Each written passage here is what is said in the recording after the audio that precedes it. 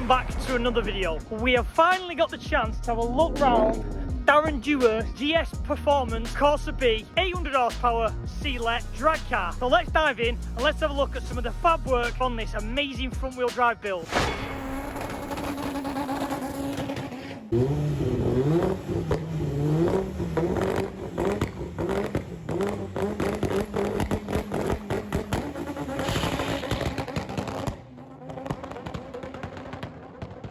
As a Corsa B man, I kind of know a lot of all the Vauxhall and definitely the Corsa Bs, and this is one of the nicest front wheel drive drag ones in the UK currently. This is Darren's beautiful 800 horsepower front wheel drive C-Let Corsa B.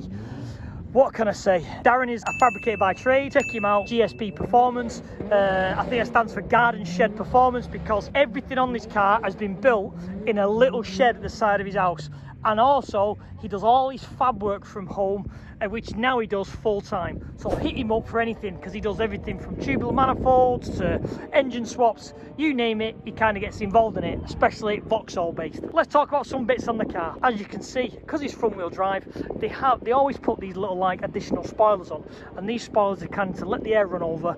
Plus, it also assists with the parachute. Parachutes are always used on front wheel drive cars just to assist on slowing down if they start getting out of hand. Plus, if you go over 150 mile an hour terminal at Santa Pod, they advise you're having a secondary braking system being the parachute.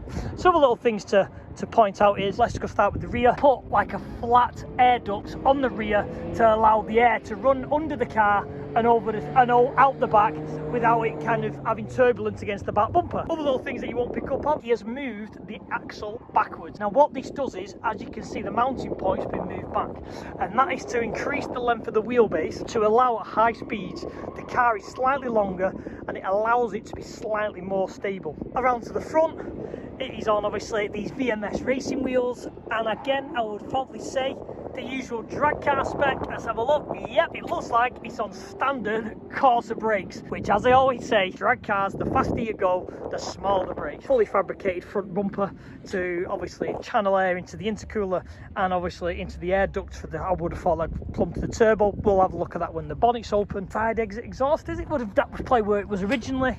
Obviously, it's out the bonnet now. What I really like about this is this kind of sets the standard. When you look at the front wheel drive drag cars in America, they've all got crazy livery, they've all got t-shirts on, they're always brash and in your face, and Darren is bringing that to the front wheel drive series with the Vauxhall Corsa B, which I love, because for us, you kind of want a personality with your car, to get your car out there and kind of have the name, because the name of this car is obviously, as I said when it's been built, the shed. It definitely brings out a personality to these cars, and people like to enjoy following them, and they know the car when they're sat in the pits watching the events like door slammers. They know what car's coming, they know what it is, and it stands out from the rest. If you know this car, he is finally in the 9-second club on the quarter mile, which is what he's been trying to do for so long. So here we are, someone in my club who's finally kept C-Let in the car, because everyone seems to go Z-Let and Saab engines.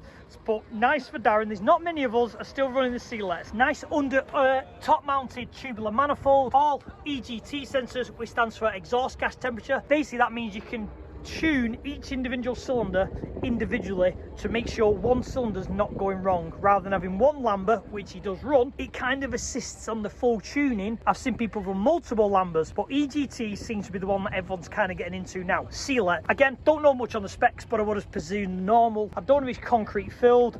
I wouldn't have thought so by the looks of it. So it's got a water port. Yeah, it's still got the water port on the side of the head. So I wouldn't think it was concrete filled. It might just be, you know, still, again, pistons, rods, standard crank, the usual head specs. You can see all the fabrication has been done by Darren. All these little nice breather tanks, the full custom inlet manifold, which is kind of classed as the letterbox. But I mean the letterbox is you have a round inlet with a slit, and then it slots on, and then it gives this run. Looking at that, I would say it's like a V6 throttle body off like a Veteran or a Cavalier, something like that. F23 gearbox. These can be the pain in people's backsides because they don't like changing at high revs.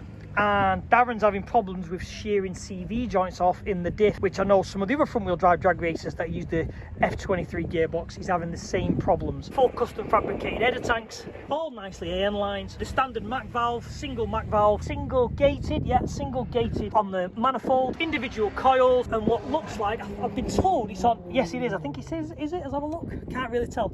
I was told it's on 8 injectors, but I can't see underneath enough to see. Yes it is, it's on 8 injectors. I think you just see the top of the gold, which is an additional injector, which is on the back of the port, and then obviously you have the original 4 on the top. But no, just really neat and tidy. Darren does really nice and neat work. Everything fits in a beautiful manner. Again, automotive giant reg. I don't know what the box is for under there. I would have thought like a breather or something. I can't make my mind up what that is. The fab work has been done to a really nice standard. The exhaust manifold's really nice, top notch, cannot fault it. Car runs superbly. If it was the point of not stopping drive shafts all the time and fighting him every single time he comes out, this would be a consistent 9-second car, because engine wise it's been very good to him. It's always been the box. Oh, and something else to knock into, which is very rare on a C-let, I've not really seen many, is this is a mechanical fuel pump. So basically what happens is sometimes you get a voltage drop on an electrical pump, you can lose obviously pressure and it can cause problems. With a mechanical pump run off the cam, basically means as long as your engine is running, it is getting fuel pressure. So that means not only can you pump a lot more fuel pressure into it, so you're never going to have your pressure drop, you're going to have enough fuel to fuel all 8 injectors, plus that reliability that, you know, if anything like, I don't know, an alternator belt comes off, your battery goes faulty, basically you know your engine's not going to melt itself because it's always got fuel. An absolute fabricator's dream. As you can see, full accessible panel for when he's driving, because obviously if you sit, you want everything to be at hand and close to you, so that there definitely helps. It is on an ECU Masters Black, so as you can see, he's got all his traction control, boost levels, launch control, everything at hand for when he wants to run the car. It can just adjust anything. This is the fuel tank, to my knowledge, because it is on a mechanical pump on the end of the cam. The reason why the fuel tank is there is to put some of the weight as close to possible to the front. You've got the pull out, which this then is for the parachute.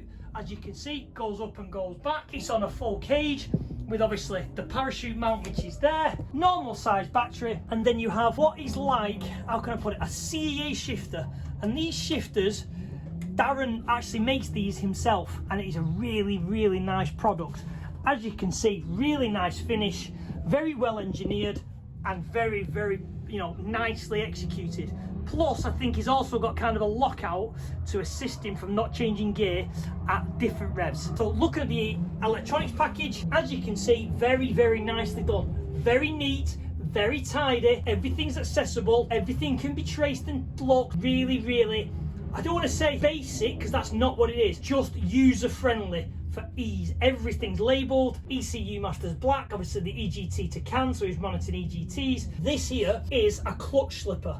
So what this does is, when you're on a hydraulic clutch, you can adjust that knob there with a positive and negative to allow you basically to sidestep the clutch, and it will activate the clutch for you. So you don't kind of have to wait, you can dial it in. So technically your 60 foot times can be brought in by dialing that in for the clutch setup. Look at the steering column, it looks like it's an aftermarket steering tube, possibly, to a standard shaft, to obviously holding bearings. But again, really nice kind of framework to hold the column, to hold the ECU Masters dash. Again, he's got the rev counters and temp gauge. I would have thought they were for kind of like the older setup before they upgraded to the ECU Masters, because I would have thought all this now would be monitored on the dash. Nice little touch. Always carry something with your children to make you feel safe. Turkey seat, they're very uncomfortable, but as I've said before, they work.